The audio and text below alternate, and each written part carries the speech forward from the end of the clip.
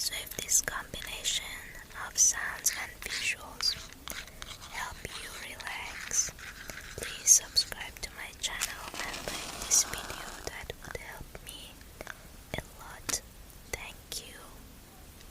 The cases that I have for tonight are both from Scotland. The first one is the murder of Emma Caldwell, Emma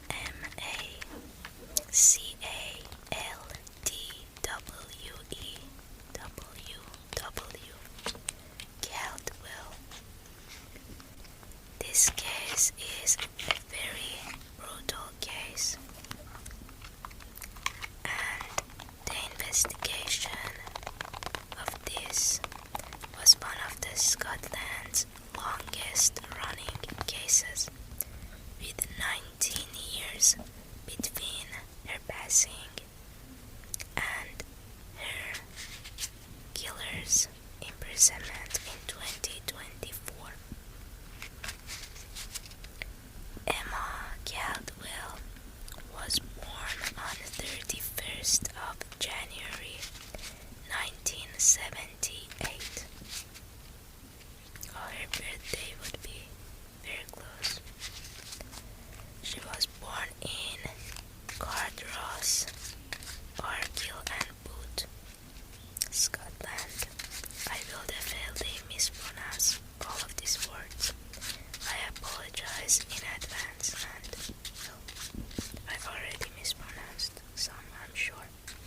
Let me know if you are from Scotland, and I'm sure you've definitely heard of this case.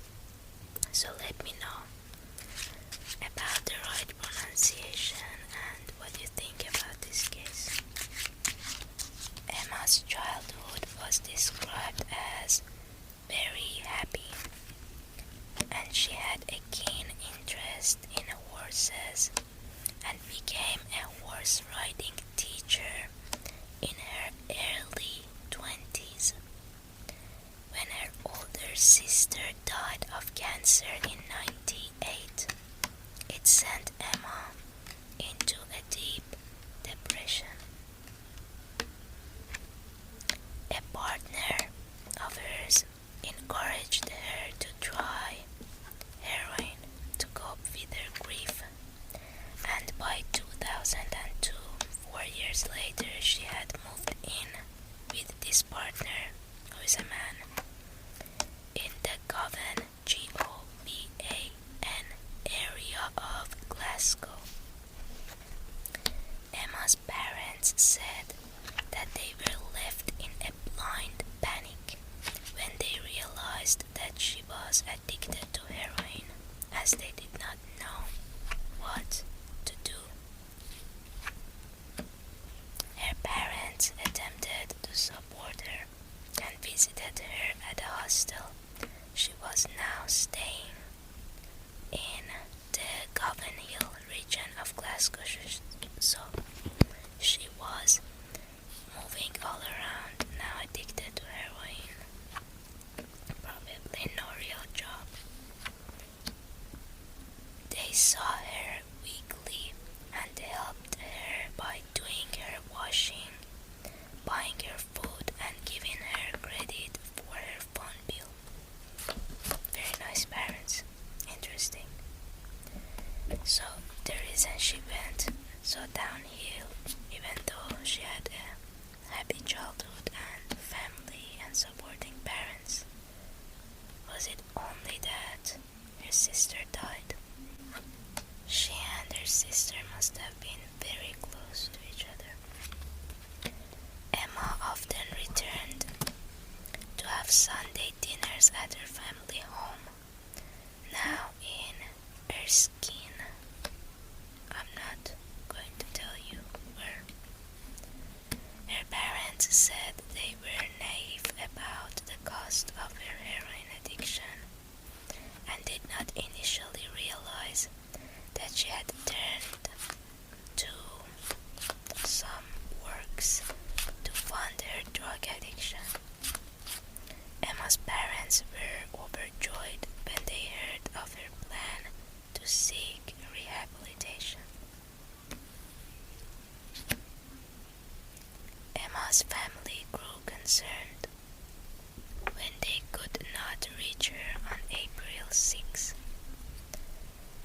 2005. So on April 6th, they had arranged to meet, but she didn't show up. And after that, her family, their parents, were searching for her around Glasgow for weeks. On May 8, 2005, unfortunately her body was found at Limefield Woods. The body was found by a dog walker. The dog walker said that his dog had remained steadfast when he called him back, and the walker went to retrieve his dog, and he realized that the dog was standing directly beside a dead body, face down in a ditch. In a state of shock, he called one of his family members, who said in a recorded 999 call that she was in the middle of nowhere and could see that the body was unclothed with a garrote around the neck.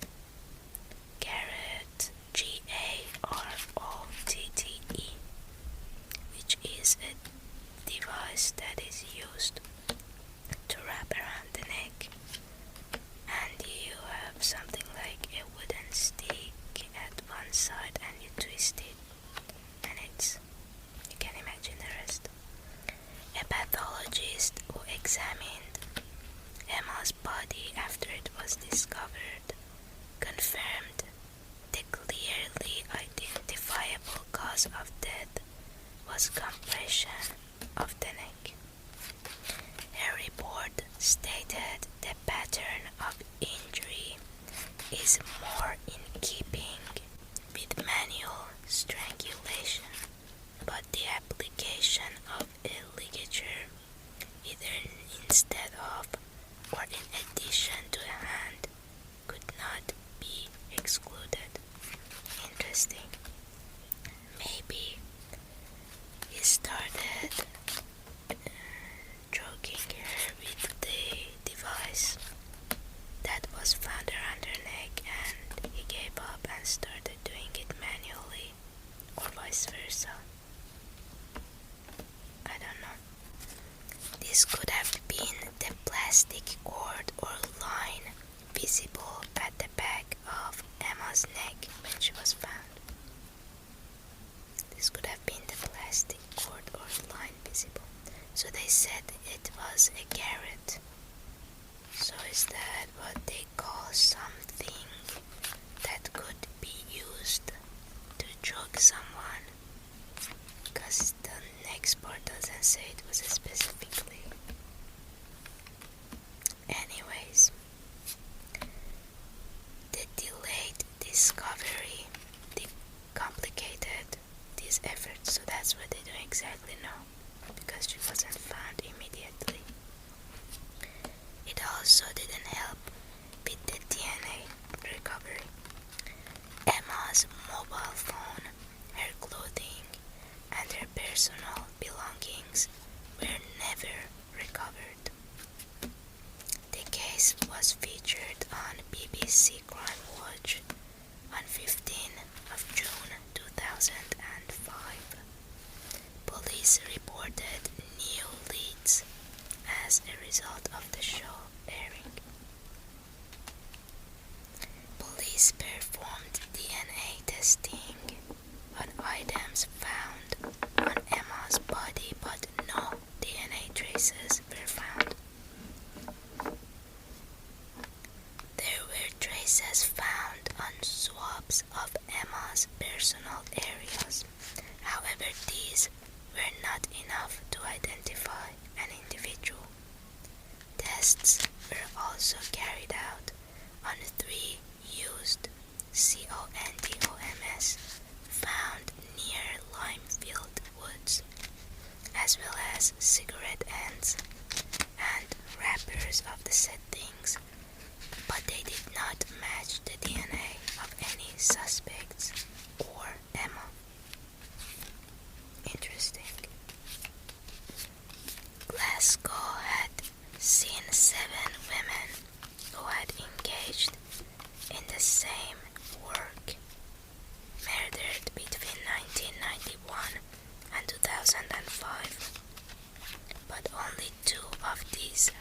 unsolved, with accusations that the police from Strathclyde, STRATHCLYDE police, had not done enough to investigate. So they're saying that the police is not searching enough for these women, they're not caring because of the lives that these women lived. The first major lead came when Emma's phone history was investigated, with her last contact being with a previously unknown Turkish man. This led to an investigation in which 4 Turkish men were arrested.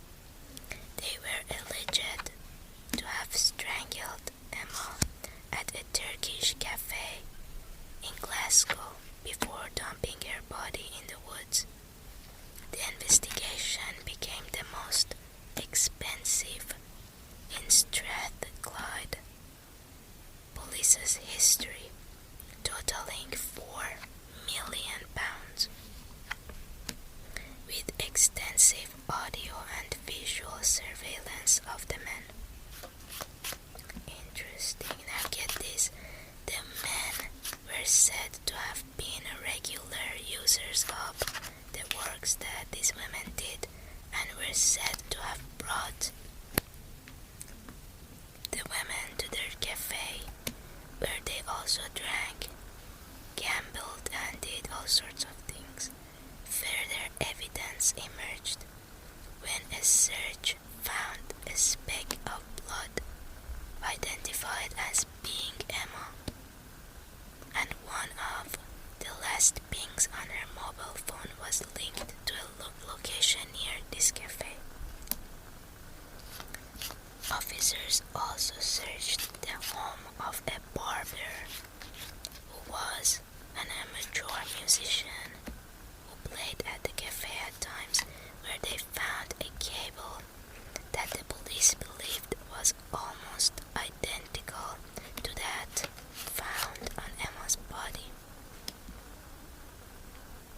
One of the men was later arrested and convicted of RAPE and SA of other women, some from this investigation. So they never got these women for Emma's murder, but all these searches resulted in good things. The other horrifying things that these men did came to light instead. The case against the men collapsed when the police officer translating the tapes, who was Turkish, claimed there was evidence the men had discussed the murder of Emma. 2 specialists who reviewed the tapes said there was no evidence on the tapes that indicated they had discussed killing Emma. So what? He mistranslated, or he just really wanted to get them for this, so he made it up. I don't know. One of the men then sued the newly formed Police Scotland, which had merged all of Scotland's police forces into one.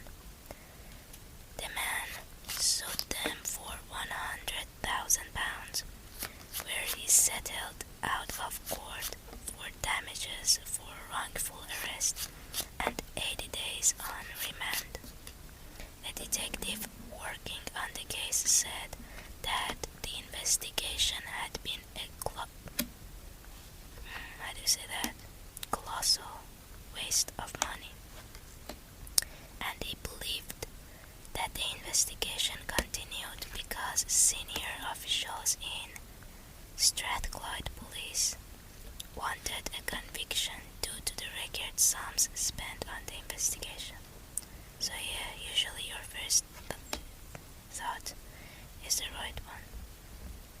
Another former detective said that because the operation against the Turkish men was so big and at such an advanced stage, it blinded officers from looking at more realistic suspects. Yeah, maybe if they hadn't spent £4 million searching for the wrong suspects, they could have got the real killer way, way, way sooner. But it happened. In April 2015, the Sunday Mail newspaper published an article naming Ian Packer, I-A-I-N, Packer, as a person who had been questioned by the police just weeks after Emma's body was found in 2005. He was identified by other women who worked as a regular user who was infatuated with Emma Caldwell and changed his story with police numerous times. So why didn't they continue investigating about him? These women said he had taken them to woods in South Lanarkshire, anyway, near where Emma's body was discovered. Women working in this industry had complained about Packer in 2005, putting him in a beware book, which collected warnings from these women about potentially dangerous clients. Dear Lord, what a horrifying job to have, having to be so aware of all the potential dangers all the time. Numerous women identified Packer and complained about RAPES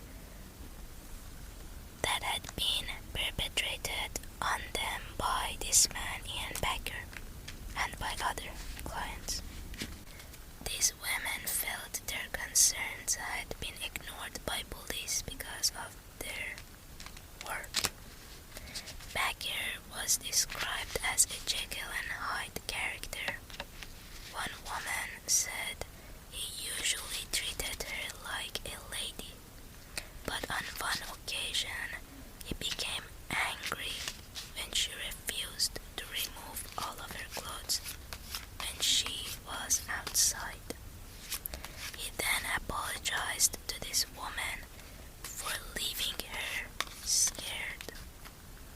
Packer was found to have admitted to the police that he had taken women to the woods in South Lanarkshire, but he was ruled out of the initial investigation.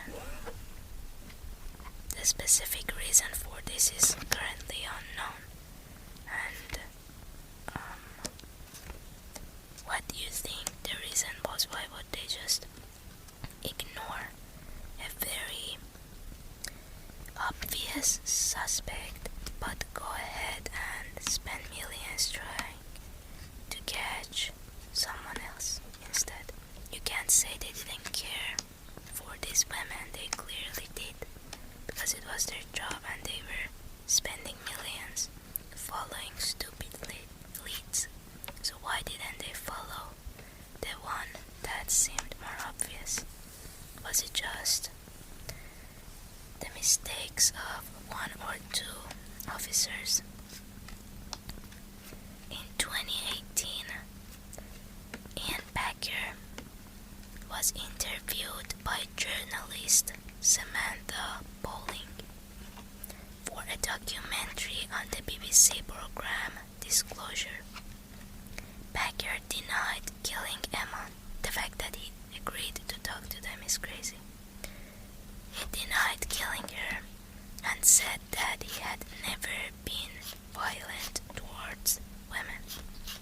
Within days of the documentary being podcast. One of his former partners went to the police to complain that Packer had pushed her onto a bed, put his hands around her throat, choked her to her injury, and endangered her life. So what in the world this man thought would happen if they went on a documentary and bragged about the fact that he was good to women? Didn't he think that one of these women that he was so awful to would eventually go to the police? Why was he so confident? And I mean rightfully so, right? Because they didn't question him further back then. Now, Packer later admitted to the charge, as well as a charge of stalking and breaching a court order preventing him from contacting the victim.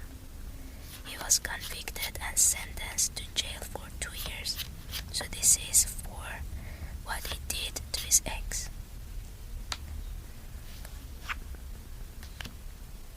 On 25th of February 2022, Packer was arrested, this time for Emma's murder, 17 years after her death. He initially faced 45 other charges against 27 other women, 3 men and 1 boy. 11 of the charges were of RAPE.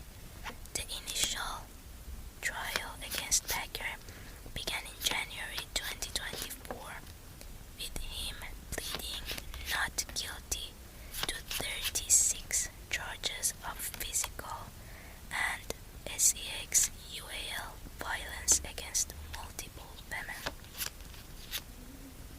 During the trial, Packer admitted that he had previously continued having relations with Emma when she asked him to stop. Packer admitted that when asked by Samantha Bowling in the Disclosure documentary if he had RAPED Emma, he had not been honest when he denied this. He said that he had denied this as Bowling had set him up. What? You either did this or you didn't. Now you're saying you did and you lied about it, so what does this even mean that she set you up? She clearly was right because you did it.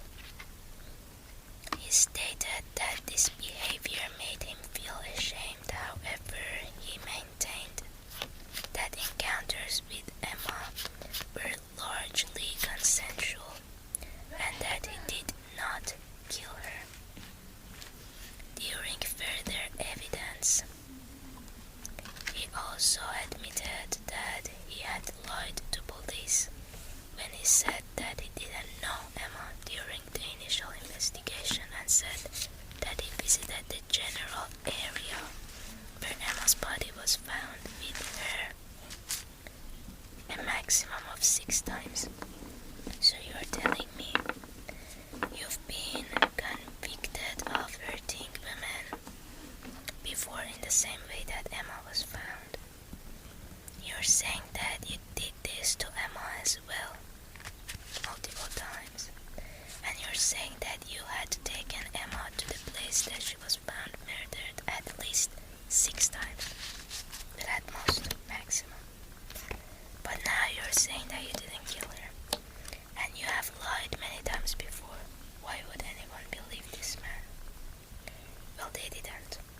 Further evidence was provided that linked Ian Packer with the location where Emma's body was found.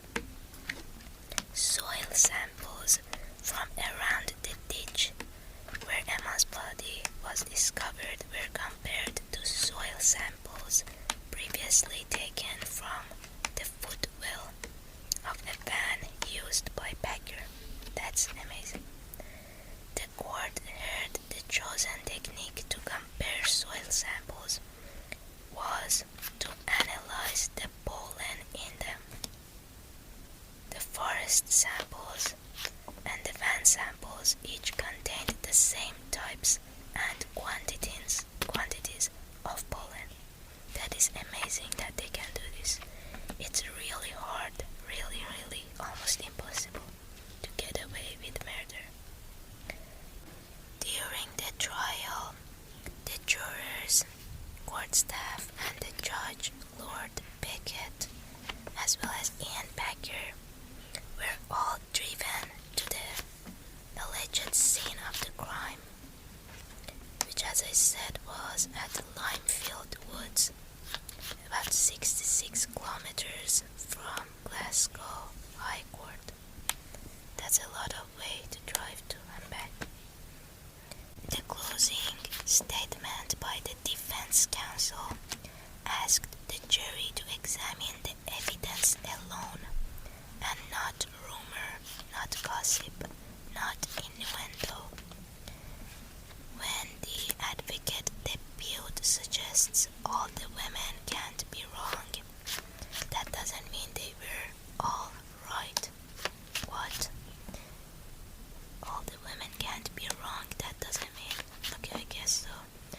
The advocate depute for the prosecution said in his closing statement, there was overwhelming circumstantial evidence to convict Packer. The advocate depute listed 17 circumstances which he said proved Packer murdered Emma Caldwell in April of 2005. They said the most compelling of all was the place where her body was found. There is nothing to suggest that anyone other than Packer had a predilection for strangling SEX workers in Limefield Woods. There are 16 SEX workers who have accused Packer of being violent towards them. A further 11 women have accused him of grabbing their throats and trying to throttle them. He finished by saying that the prosecution believed that the strangulation and the murder of Emma Caldwell was the most horrifying chapter in what the evidence tells us was Packer's appalling course of SEX-UAL violence towards women that lasted over a period of 2 decades. I mean, yeah, who else would be taking women to this specific place? He had the soil of this place under his car, in the wheels of his car. He admitted to assaulting Emma before. Everything points to this man. On 28th of February 2024, Packer was found guilty of the murder of Emma Caldwell and of 32 other charges against 22 women. 3 charges were found not proven. Packer was sentenced to a minimum term of 36 years in prison before he could be eligible to apply for parole, in the second longest sentence in Scottish. Wait a second. He got 36 years for murdering a person and assaulting 22 other people. And he got 36 years, and it is the second longest sentence in Scottish legal history after Angus Sinclair. Interesting. I bet there are a lot of Scottish people very mad with that sentencing, because I am. What in the world? Just give him life. Do you guys not keep anyone in jail forever? I mean, I don't know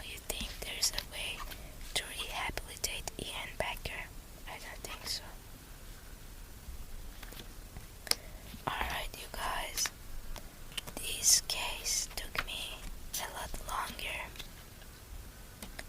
than I thought it would. It had a lot of details that were worth talking about. I will keep the other one, which was also a Scottish case, for another video. I hope you guys are already asleep by this part.